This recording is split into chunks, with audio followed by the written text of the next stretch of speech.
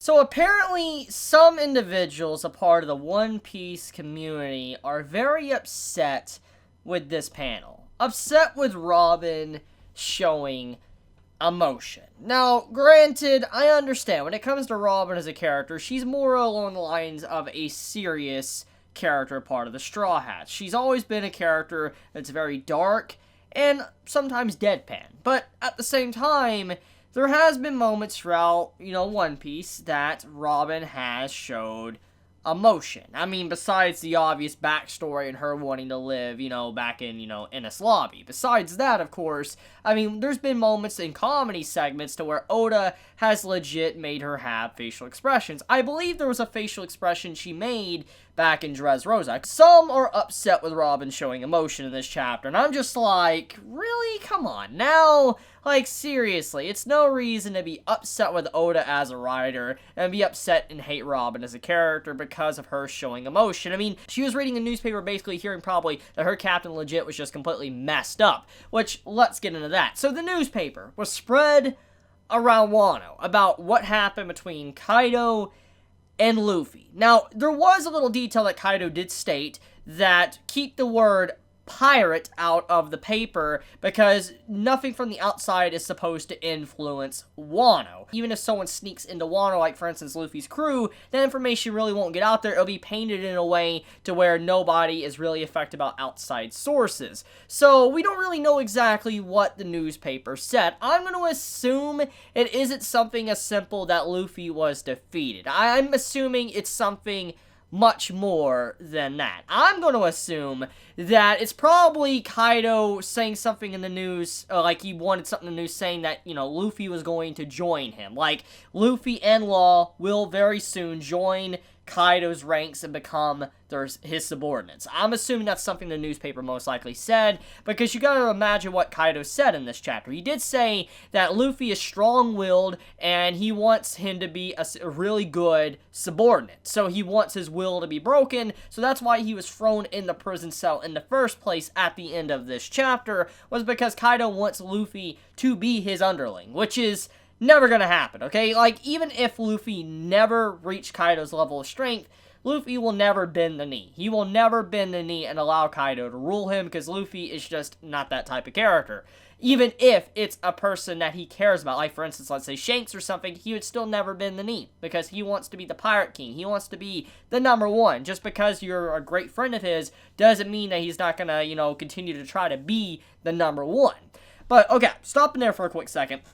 Basically, Kaido did something very surprising. I'm very shocked with Kaido's decision in this chapter, especially after everything that's actually happened since, the New World began. For instance, to the whole Caesar, the factory, getting destroyed there with Virgo, and then Dressrosa, and what happened there with the Smile factories and all that, and the weapons trade all messed up. I mean, I'm just surprised that Kaido decided to allow Luffy to survive, and even thinks that someone like Luffy might actually join him, which I feel like there's a lot more to it than that. I truly believe that there's more details than, Kaido is letting on, and I feel like Oda's probably eventually going to explain. Once again, what I said in my last chapter review of One Piece, I'm under the impression that Kaido, he wants to fight someone that will actually give him a challenge. He wants someone that is very strong. And like I said, when he sighed at the end of when Luffy was pummeling him in the last chapter,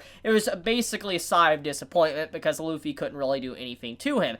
But at the same time, I believe that won Kaido's respect, because Kaido probably, as an emperor, he doesn't probably get many people that actually challenge him, stand up to him, wanting to bring him down.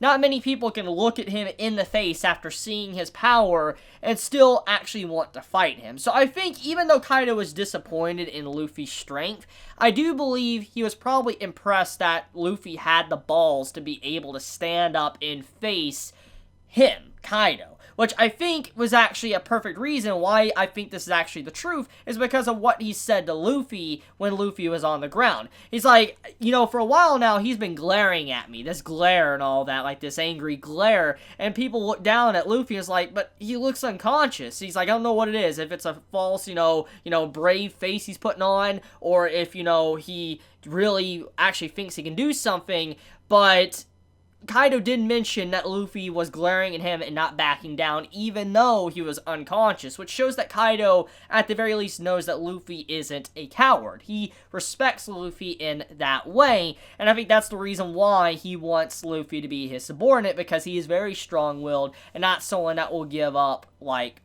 easy. He doesn't want someone that'll just, you know, turn around and run like a coward. But, yeah, Kaido, though, is a very mysterious character, because, like I said, I'm just very surprised that he decided to allow Luffy to live. I mean, yes, at the end of the day, Luffy's our MC, and he can't technically die, obvious reasons. But, I mean, still, just after everything that's happened, I'm just surprised Kaido made that decision, and it just shows that, deep down, Kaido doesn't seem to be too horrible. Like, he's not a good man. He does a lot of messed up things. I mean, look what he's done to Wano. Look what he did to Tama. And, you know, thank God, you know, Tama's actually okay, which I'm glad Inu actually was able to find her and save her. It does prove that she isn't dead, but she is close to death, which makes me kind of wonder about a few things. Because if Kaido really did hit Tama, you think she would have been dead. Like, completely dead. Like, gone. Because look what Kaido did to Luffy.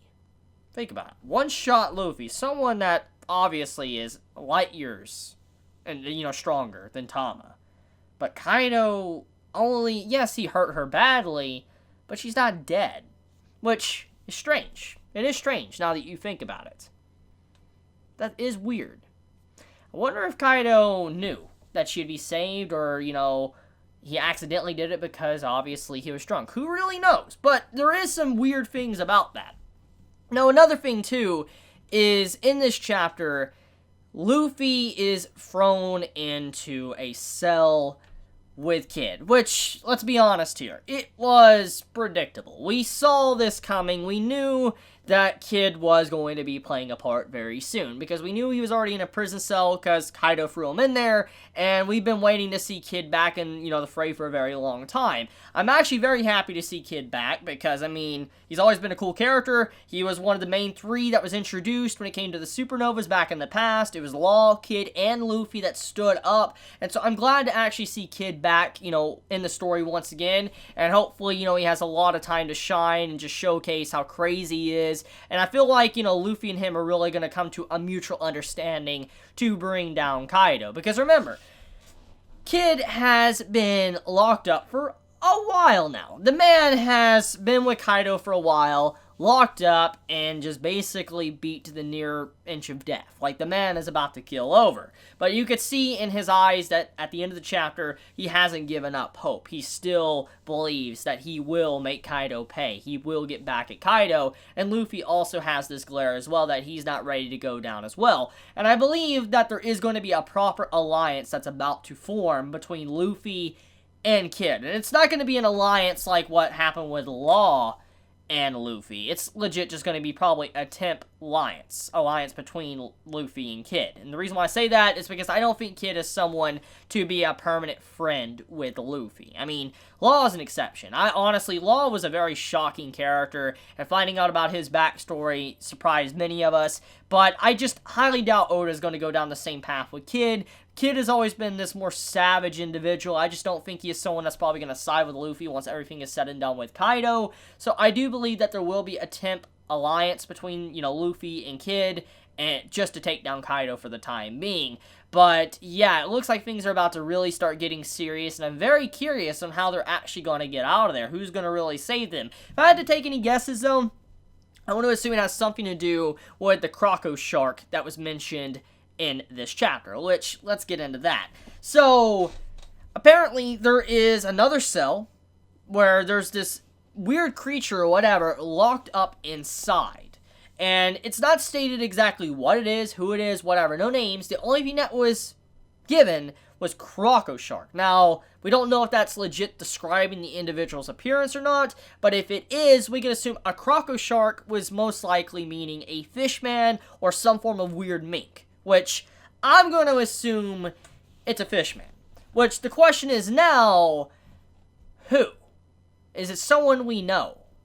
I want to assume, though, if it is some weird individual like a croco shark or something, it might be one of the samurai that maybe Kinemon is looking for. But if it's not that, I'm assuming it could potentially be Arlong, or someone affiliated with Arlong. And the reason why I say that is because croco shark look. I mean, obviously, you know, being described as a fishman. And what would be very interesting and relevant than have someone like Arlong work with Luffy to bring down Kaido. Now, that would be interesting, but it really depends. That's just, you know, theory crafting, and I highly doubt that it's actually accurate, but I do believe that whoever is in that cell is probably going to be the way Luffy and Kid are going to be able to get out of there. I don't think they're actually going to be able to get saved by, let's say, Law, get saved by Kinemon or anyone. The only way they're getting out of there is through probably a breakout very similar to Impel Down, and I am looking forward to that if that really is the case, because Impel Down honestly is like one of my favorite arcs. I love it a lot, and so honestly, if you're having like a mini Impel Down that's about to happen, I welcome it a lot. But okay, let's talk about the situation with Kaido and just everything else that kind of happened in this chapter. So, Law, he got hit by a Sea Prism Nell. That is kind of scary. That's very scary. And there was some world building that was stated. Apparently, in Wano, the task of creating Sea Prism weapons and stuff was made in Wano. It originated from Wano. And only in Wano country can you find small little Sea Prism-like tools like the Nell that Hawkins shot at Law in this chapter. Which, I'm gonna take an educated guess here, and I'm gonna assume that it's not really far-fetched to say that maybe even Devil Fruits might have originated from Wano. Because we have the origin of the poneglyphs, we have the origin of Sea Prism, or how it was kind of, you know, used. I'm going to assume it's not far-fetched to think that maybe Devil Fruits might have originated from this place. Because more and more we find out about it, it seems likely that majority of the main tools that we've had built up for a very long time has come from Wano country, which is kind of crazy to think about. So, yeah. But anyways, Law got hit by a little Nell, which does make this arc even scarier, because that does mean that there will be probably people a part of Kaido's army that potentially have bullets or whatever that is Sea Prism. Because if they do, it means someone like Luffy trying to tank a bullet, it's gonna hurt. It's gonna hurt a lot, which, that's nasty. That's a really nasty way to go, because Luffy thinks any bullets will just bounce back, but what if he tries to tank bullets and just gets hit? Oof, that would not be good if, you know, something like that is done. Because, I mean, it's very obvious for something like a Nell to be made, making a bullet, not going to be that hard whatsoever. Now, what else is there left to talk about? I'm trying to think here. I guess another big thing, too, is Gecko Moria and his potential involvement. Now, I know that some might assume that the person inside the cell could also be Gecko Moria, which, who knows, maybe. But, I don't know, it doesn't seem like something Gecko Moria would do unless he really had a major attitude shift or change, because he was a very lazy individual, he was very cocky, prideful, and I feel like, you know, he wouldn't just be sitting there in a cell like that. I truly doubt that. But I do believe Gecko Moria will be in this arc, because ever since he was introduced back a long time ago, we knew that he was planning to take vengeance against Kaido, which, when we think about Kaido as an individual, he is someone that respects people like Luffy, or aka Gecko Moria. Because remember what Gecko Moria said. He was building up an army. He was wanting to collect, you know, Oars Jr., Oars or whatever, to try to fight, Kaido. He was trying to create an army, a crew that he wouldn't have to lose, that, are already undead, so you wouldn't have to worry about them dying. He was building up a fighting force, and you can assume that he will have some form of role to play, that he will probably jump into this arc, because, he is affiliated with what happened with, Doffy. Remember, Doffy tried to end the man's life, and, he went into hiding, and Doffy's like, oh, he ran away or whatever. Doffy's now been settled by Luffy, and in the whole situation with Caesar, most likely Gecko Moria, he's probably been paying attention to the news, looking into this, and, he might have something to do in this arc. He might have been trying to come to Wano, because he's like, look, I may not like Luffy and all that, what's happened, but at the very least, the enemy of my enemy is my friend. He's like, you know what, I want to work with Luffy, and I want to bring this man down. I could see something like that happening, because Gecko Moria is definitely... he's definitely a man we shouldn't really kind of overlook. Many might try to throw him under the bus, but that man legit stood up to a monster like Kaido and got away. Okay? That's scary. That's really scary. So yeah, it says a lot. It really just says a lot about his character, and I feel like he will pop up in this arc. It's just only a matter of time. Now, the last thing I do want to say is that next week there will be a break for One Piece, which sucks because every time it gets good, a break does happen. But it's kind of a good way to have a break at this time because, I like how Oda actually concluded this arc. He says, like, Act 1 of the Wano arc concluded. And I'm like, whoa, like, Act 1, this is a first. You don't see anything like that normally in, like, One Piece, something like that. So it's kind of going to be, like, a multi-segment arc. And I wonder if, Oda might shift the POV from the Wano country back over to the Reverie. Who knows? Because since Act 1 is now done, you might shift back over to Reverie to see what's going on the outside, and then shift back over to Wano to see what's going on back in there again.